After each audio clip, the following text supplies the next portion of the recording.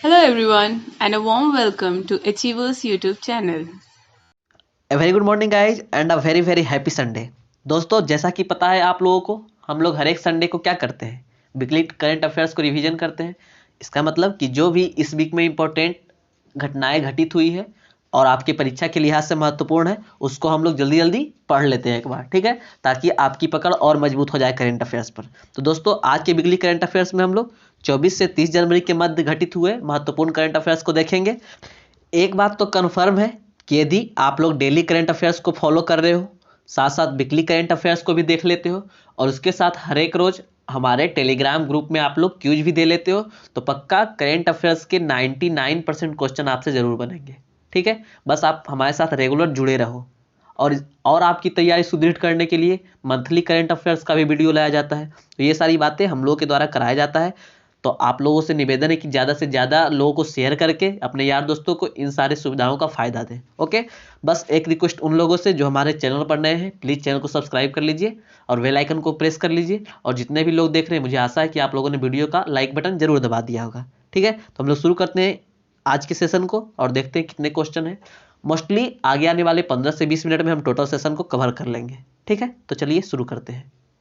हमारा पहला प्रश्न है कि हाल ही में कब राष्ट्रीय बालिका दिवस मनाया गया है। When has national children day been celebrated recently. देखिए, दोनों भाषा में है, बाइलिंगुअल है, जो इंग्लिश वाले भाई बहन है वो आसानी से समझ सके इसके लिए। ठीक है, तो आपको पता होगा कि प्रत्येक वर्ष 24 जनवरी को राष्ट्रीय बालिका दिवस के रूप में मनाया जाता है। ठीक है, और राष्ट्रीय बालिका दिवस सप्ताह भी मनाया जा रहा है। कब से कब तक? 21 से 26 जनवरी तक। बालिका दिवस मनाने का मुख्य उद्देश्य क्या है? तो इसका मुख्य उद्देश्य बालिकाओं के अधिकारों और उनकी शिक्षा, स्वास्थ्य और पोषण के बारे में जागरूकता बढ़ाना है। ठीक है, देखिए, इस दिन की मनाने की शुरुआत कब से हुई थी भाई? तो राष्ट्रीय बालिका दिवस की शुरुआत महिला और बाल विकास मंत्रालय ने 2008 में की थी। कब कब मनाया जाता है ये बात आपको याद रखना है। प्रत्येक वर्ष 24 जनवरी को राष्ट्रीय बालिका दिवस मनाया जाता है, 24 जनवरी को। ठीक है, देखिए, मोदी सरकार ने और केंद्र सरकार ने बालिका से संबंधित बहुत सारी सरकारी योजनाएं चलाई, जैसे कि बेटी बचाओ बेटी पढ़ाओ, बालिका समृद्धि योजना, सुकन्या समृद्धि योजना और सीबीएसई की उड़ान योजना। तो ये सारी योजनाएं राष्ट्रीय बालिका दिवस के लिए है। ठीक है, मतलब कि राष्ट्रीय बालिका दिवस के लिए नहीं, लड़कियों के लिए है। ओके, चलिए अगले प्रश्न को हम लोग देख लेते हैं। अगला प्रश्न हमारा है कि हाल ही में कौन सी कंपनी मध्य प्रदेश सरकार का नॉलेज पार्टनर बनने के लिए सहमत हुआ है। Which IT company recently agreed to become the knowledge partner of the Madhya Pradesh. तो हाल फिलहाल में विप्रो, विप्रो को तो आप लोग जानते होंगे। जी हाँ, तो विप्रो ने मध्य प्रदेश सरकार का नॉलेज पार्टनर बनने के लिए हामी भर दिया है कि आपका नॉलेज पार्टनर हम बनेंगे। ओके, विप्रो कौन है? तो विप्रो एक भारतीय कंपनी है, इसका हेडक्वार्टर बेंगलुरु में है, इसके मालिक अजीम प्रेम जी है और इसके सीईओ थियरी डेलो पार्टे है। देखिए, एक क्वेश्चन पूछा था, कहाँ? केबीसी में। इस बार केबीसी के ऑडिशंस हो रहे थे, उसमें मैंने भी भाग लिया था। उसमें ये क्वेश्चन पूछा गया था कि भाई एक इंडियन वो ऐसी कौन सी कंपनी है जिसका सीईओ विदेशी है। तो एकमात्र कंपनी अभी फिलहाल इंडियन विप्रो है जिसका सीईओ विदेशी है और उसका नाम क्या है? थियरी डेला पोर्ट है। ओके, चलिए अगले प्रश्न को हम लोग देख लेते हैं। अगला प्रश्न हमारा है कि हर साल राष्ट्रीय मतदाता दिवस कब मनाया जाता है। तो प्रत्येक वर्ष 25 जनवरी को राष्ट्रीय मतदाता दिवस मनाया जाता है। ठीक है, 2011 में पहली बार इस दिन को चुनाव आयोग के स्थापना दिवस के रूप में मनाया गया। ओके, आप लोग ध्यान रखिएगा कि राष्ट्रीय मतदाता दिवस कब मनाया जाता है? प्रत्येक वर्ष 25 जनवरी को। और बहुत सारी बातें इसके बारे में आपको बताई गई थी, इसलिए आप लोग प्लीज रोज करंट अफेयर्स की वीडियो को फॉलो किया करें। ओके, चलिए अगले प्रश्न को हम लोग देख लेते हैं कि राष्ट्रीय पर्यटन दिवस कब मनाया जाता है। तो प्रत्येक वर्ष 25 जनवरी को राष्ट्रीय पर्यटन दिवस मनाया जाता है। ओके, कब? 25 जनवरी को। दो दिवस है, आप लोगों को कंफ्यूज नहीं होना है। एक राष्ट्रीय पर्यटन दिवस है और एक अंतर्राष्ट्रीय पर्यटन दिवस है। ठीक है, तो राष्ट्रीय पर्यटन दिवस 25 जनवरी को और अंतर्राष्ट्रीय पर्यटन दिवस 27 सितंबर को। ओके, तो आप लोग कंफ्यूज नहीं होइएगा, याद रखिएगा। ठीक है, चलिए अगले प्रश्न को हम लोग देख लेते हैं कि हाल ही में बैंकर ऑफ द ईयर के सम्मान से किसे सम्मानित किया गया है। तो हाल फिलहाल में श्याम श्रीनिवासन को बैंकर ऑफ द ईयर से सम्मानित किया गया है। तो श्याम श्रीनिवासन कहाँ के हैं भाई, किस बैंक में कार्य करते हैं? तो श्याम श्रीनिवासन मैनेजिंग डायरेक्टर है किसके? Federal bank. ओके, और इसीलिए इनको बहुत बढ़िया काम किए, इसलिए बैंकर ऑफ द ईयर के सम्मान से सम्मानित किया गया है। ठीक है, हम जल्दी से अगले प्रश्न को देख लेते हैं कि हाल ही में उत्तर प्रदेश का कौन सा स्थापना दिवस 24 जनवरी 2021 को मनाया गया। तो उत्तर प्रदेश अब 71 साल का हो चुका है। ठीक है, तो उत्तर प्रदेश का 71वां स्थापना दिवस 24 जनवरी 2021 को मनाया गया। ओके, इसका फाउंडेशन कब हुआ था? तो 24 जनवरी 1950 को। इसके पहले भी इसको इंग्लिश में यूपी के नाम से ही जानते थे, लेकिन यूनाइटेड प्रोविजंस, ठीक है, संयुक्त प्रांत ऐसे नाम से जानते थे, और 1950 में इसका नामकरण उत्तर प्रदेश से किया गया। ओके, आप लोग ध्यान रखिएगा। बाकी उत्तर प्रदेश के बारे में बहुत सारी जानकारी आपको हमेशा बताई जाती है, आप लोग प्लीज ध्यान रखा करें, क्योंकि डायरेक्टली एग्जाम में पूछ देता है ये सारी जानकारी। ओके, चलिए अगले प्रश्न को हम लोग देख लेते हैं। हाल ही में तोसली राष्ट्रीय शिल्प मेला का उद्घाटन किया गया है, यह किस राज्य का प्रसिद्ध मेला है? तो हाल फिलहाल में तोसली राष्ट्रीय शिल्प मेला का उद्घाटन किया गया है, जो कि ओडिशा का एक प्रमुख मेला है। ठीक है, तोसली राष्ट्रीय शिल्प मेला किस चीज़ का है? ओडिशा का है। या फिर आपसे ये भी प्रश्न पूछ सकता है कि तोसली मेला का संबंध किस चीज़ से है? पुस्तक से, और 3-4 ऑप्शन आपके पास रहेंगे, और उसमें एक शिल्प रहेगा तो आप लोग शिल्प से मारोगे। ठीक है, शिल्प का मतलब क्या होता है? Craft Mela. Okay, art and craft का मेला। ठीक है, चलिए अगले प्रश्न को हम लोग देख लेते हैं कि आदिवासी प्रवासी श्रमिकों से संबंधित डेटा एकत्र करने के लिए श्रम शक्ति पोर्टल किसके द्वारा लॉन्च किया गया है? तो हमारे श्रम शक्ति मंत्री कौन है? अर्जुन मुंडा जी हैं। आदिवासी मंत्री कौन है? अर्जुन मुंडा जी हैं। उनके द्वारा ही आदिवासी प्रवासी श्रमिकों के लिए एक पोर्टल लॉन्च किया गया है, जिसका नाम है श्रम शक्ति पोर्टल। ओके, और बहुत सारी जानकारियाँ इसके बारे में आपको दी गई थी, हमें बस रिवाइज करना है। काफ़ी कम समय में हम लोग रिवाइज कर लेते हैं। ओके, आप लोग लास्ट तक जरूर बने रहिएगा, काफ़ी इंटरेस्टिंग चीज़ भी आने वाला है। अगले प्रश्न को हम लोग देख लेते हैं अब कि प्रधानमंत्री राष्ट्रीय बाल पुरस्कार 2021 के लिए कितने बच्चों का चयनित किया गया है? तो 32 बच्चों का चयन किया गया 2021 में प्रधानमंत्री राष्ट्रीय बाल पुरस्कार के लिए। ठीक है, विभिन्न कैटेगरीज में दिया जाता है। ओके, जो बहुत सारे काम करते हैं, साहसी कार्य करते हैं, उनको दिया जाता है। ठीक है, उनको इसी में सम्मिलित किया गया। ये नहीं कि 32 जो है सबको साहसी कार्य के लिए ही मिलेगा, विभिन्न कैटेगरी में है, उसमें से ये भी है कि जो साहसी कार्यों के लिए चयनित होते हैं उनको भी दिया जाता है। ठीक है, चलिए अगले प्रश्न को हम लोग देख लेते हैं कि 25 जनवरी 2021 को एक नया पोर्टल किसने लॉन्च किया है, जो भारत में वीरता पुरस्कारों और उनके प्राप्तकर्ताओं के बारे में जानकारी प्रदान करेगा। तो 25 जनवरी 2021 को रक्षा मंत्री राजनाथ सिंह के द्वारा एक पोर्टल लॉन्च किया गया है, www.gallantryawards.com। ठीक है, इसमें क्या किया जाएगा? जो भी भारत में अब तक वीरता पुरस्कार पा चुके हैं, या फिर जो भी आगे जिनको दिया जाएगा उनके बारे में जानकारी प्रदान करेगा। ओके, चलिए तो ये बातें हो गई, आप ध्यान भी रख सकते हो www.gallantryawards.gov.in है। ओके, चलिए अगले प्रश्न को हम लोग देख लेते हैं कि किस राज्य सरकार ने जेल पर्यटन शुरू करने का फैसला किया है? तो महाराष्ट्र सरकार ने जेल पर्यटन शुरू करने का फैसला किया है। किस जेल में? तो पुणे के यरवदा जेल में। ओके, आप लोग ध्यान रखिएगा, जेल का नाम भी काफ़ी इंपॉर्टेंट है, पुणे के यरवदा जेल में। आज़ादी के बहुत सारे योद्धा इस जेल में आकर रुके थे, मतलब उन्हें बंदी बनाया गया था, कैदी किया गया था। ओके, इसलिए फेमस है, और इसीलिए जेल पर्यटन शुरू करने का फैसला किया गया है महाराष्ट्र सरकार द्वारा। ठीक है, अगला प्रश्न को देख लेते हैं।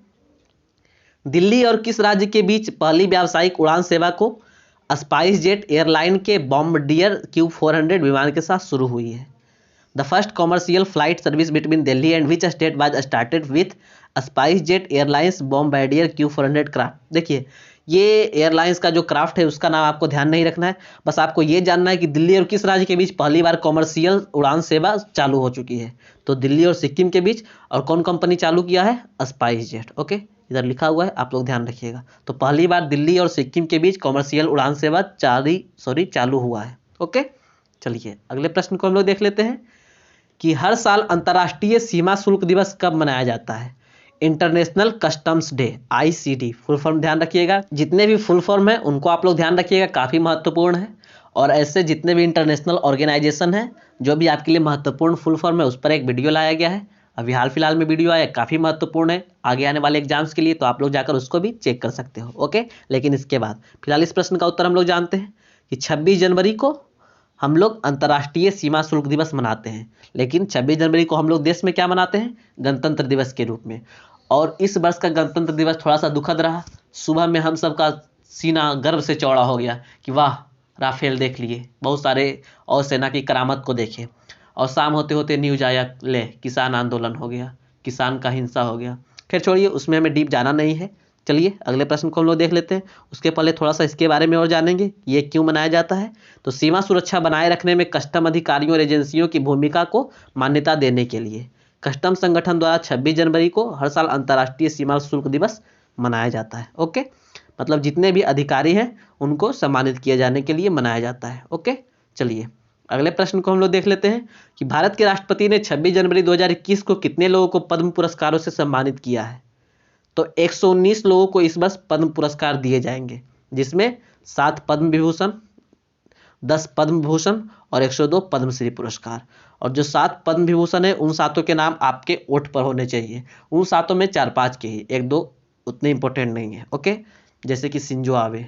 ओके, आप लोग ध्यान रखिएगा उनके नाम को। और बहुत सारे, उतना मैं डिटेल में जाऊंगा नहीं अभी। ओके, अगले प्रश्न को हम लोग देखते हैं।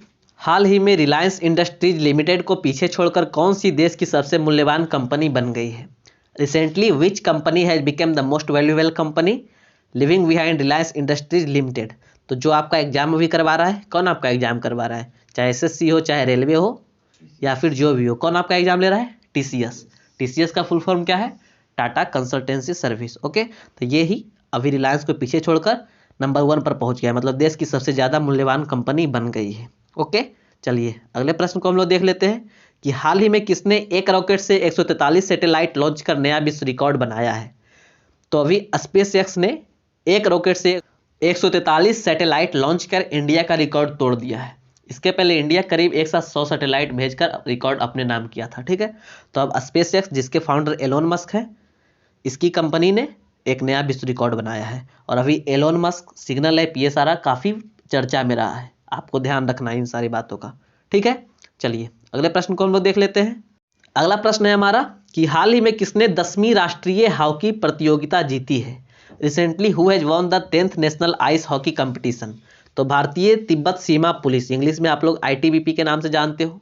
तो भारतीय तिब्बत सीमा पुलिस ने अभी हाल फिलहाल में 10वीं राष्ट्रीय हॉकी प्रतियोगिता जीती है, आइस हॉकी प्रतियोगिता। ठीक है, रनर अप कौन रहा? तो लद्दाख। लद्दाख मतलब रनर अप रहा। ठीक है, अब आईटीबीपी की बात थोड़ा सा हम लोग कर लेते हैं कि इसके प्रमुख कौन है? तो एस देसवाल। ठीक है, और आईटीबीपी का फॉर्मेशन कब हुआ था? 24 अक्टूबर 1962 को। आपको एस देसवाल का नाम याद रखना है। ठीक, चलिए अगले प्रश्न को हम लोग देख लेते हैं कि हाल ही में संपन्न हुए 51वें international film festival of India में किस फिल्म ने गोल्डन पीकॉक अवार्ड जीता है?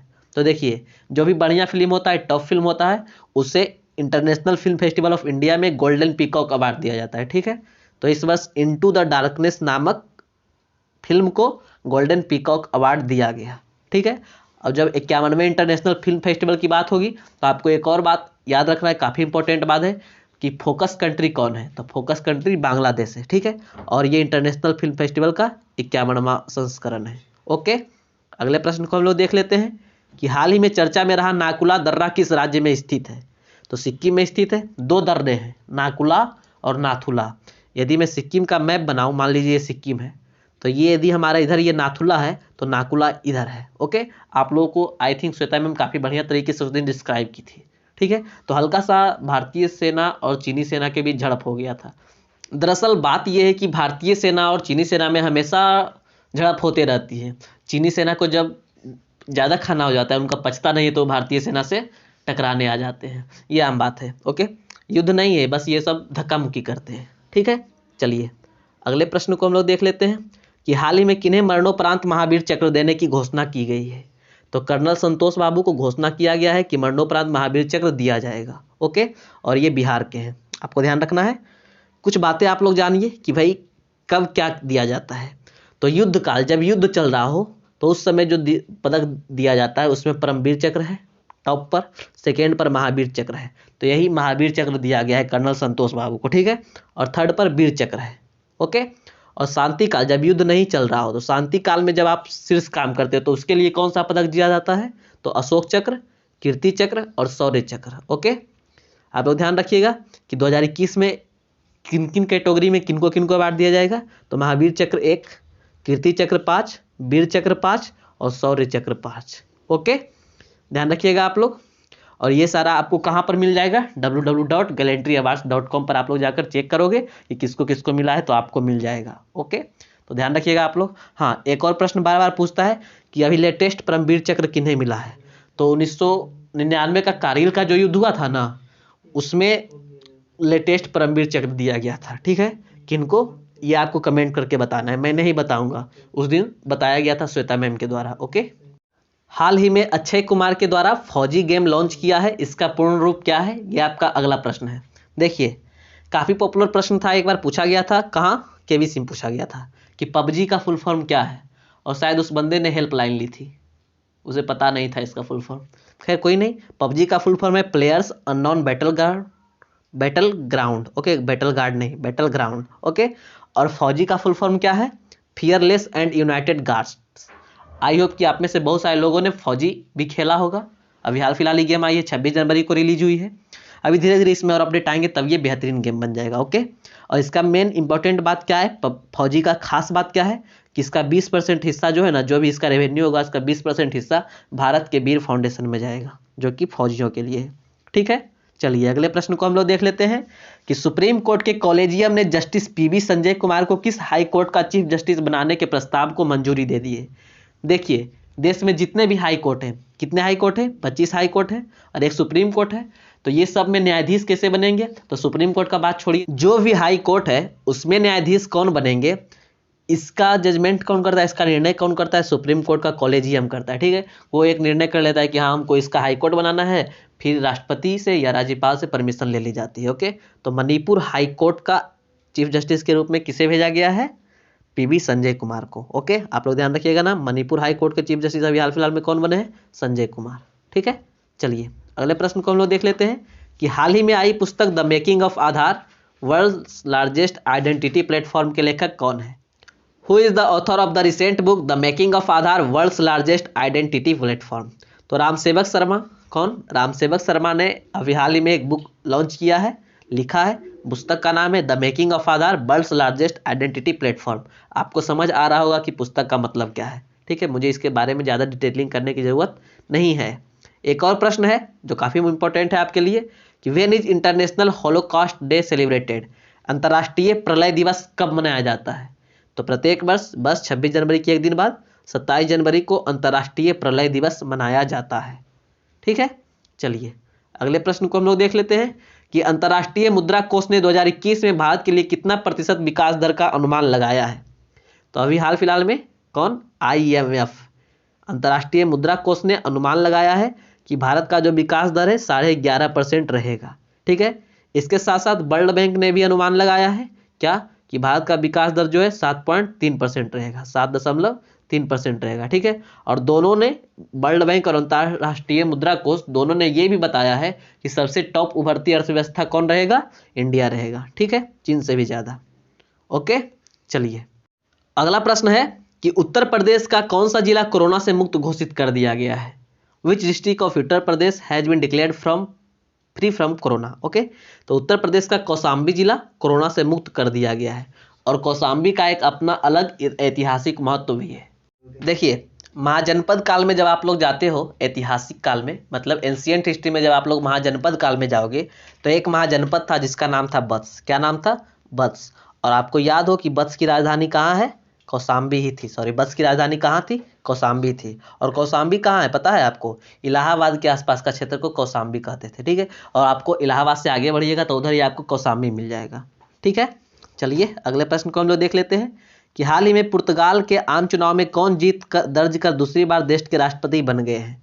तो अभी हाल फिलहाल में पुर्तगाल के आम चुनाव में जीतकर मार्केलो रेबेलो डिसूजा पुर्तगाल के दूसरे राष्ट्रपति बन गए हैं। पुर्तगाल के प्रधानमंत्री कौन है? बताइए, कमेंट करके बताइए। ओके, चलिए अगले प्रश्न को हम लोग देख लेते हैं। अगला प्रश्न हमारा है कि 5G नेटवर्क के संचालन का प्रदर्शन करने वाली भारत की पहली दूरसंचार कंपनी कौन सी बन गई है?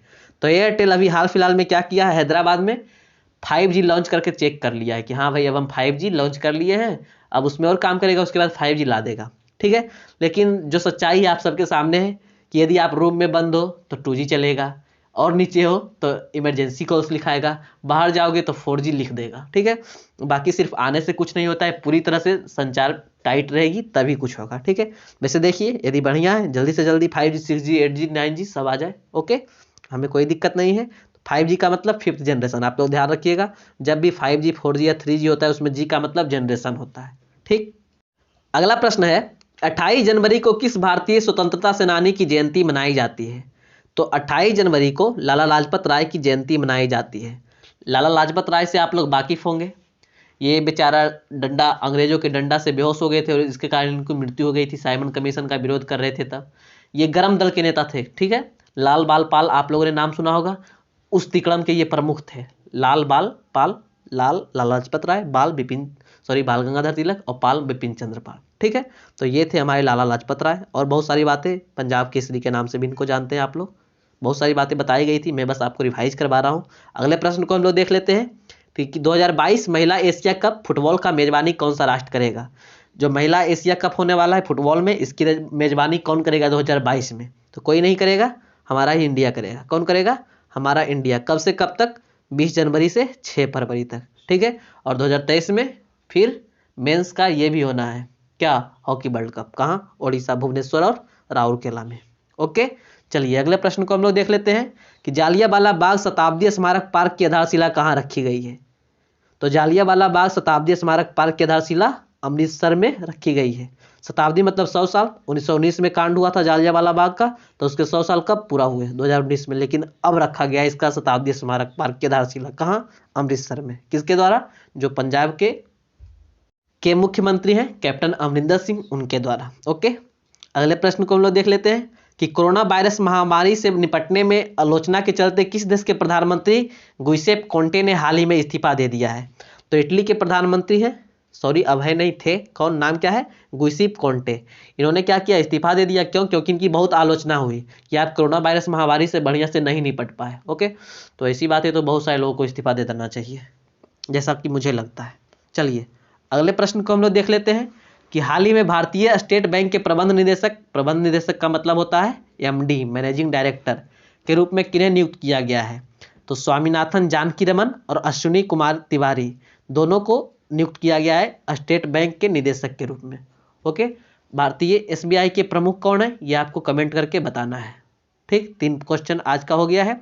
अगले प्रश्न को हम लोग देख लेते हैं कि हाल ही में किस देश ने अपने बासमती चावल के लिए भौगोलिक संकेत मतलब जीआई टैग प्राप्त किया है। तो पाकिस्तान ने। बेसिकली बासमती चावल का सबसे ज़्यादा उत्पादन इंडिया में होता है, लेकिन पाकिस्तान ने अप्लाई किया था जीआई टैग के लिए बासमती चावल के लिए, और उससे मिल भी गया है। ठीक है, बासमती चावल क्या होता है? तो यह चावल की विशेष किस्म होता है जो अपने खास स्वाद और मोहक खुशबू के लिए प्रसिद्ध होता है। मतलब बासमती जो मेन रूप से खुशबू के लिए प्रसिद्ध होता है, काफ़ी भीनी भीनी सुगंध आती है। अगले प्रश्न को देखिए, आपके सामने अगला प्रश्न हाजिर है कि केंद्रीय मंत्री किरण रिजिजू ने गणतंत्र दिवस की परेड में निम्न में से किस राज्य की झांकी को प्रथम पुरस्कार प्रदान किया है। ठीक, तो उत्तर प्रदेश की झांकी को प्रथम पुरस्कार प्रदान किया गया है किसके द्वारा? केंद्रीय मंत्री किरण रिजिजू के द्वारा। किस चीज में? कि गणतंत्र दिवस की जितनी भी 34-35 झांकी लाई गई उसमें सबसे टॉप पर हो। तो पहली बार ऐसा हुआ है कि उत्तर प्रदेश की झांकी को प्रथम पुरस्कार मिला है। और वो झांकी में क्या था ये तो आपको पता है।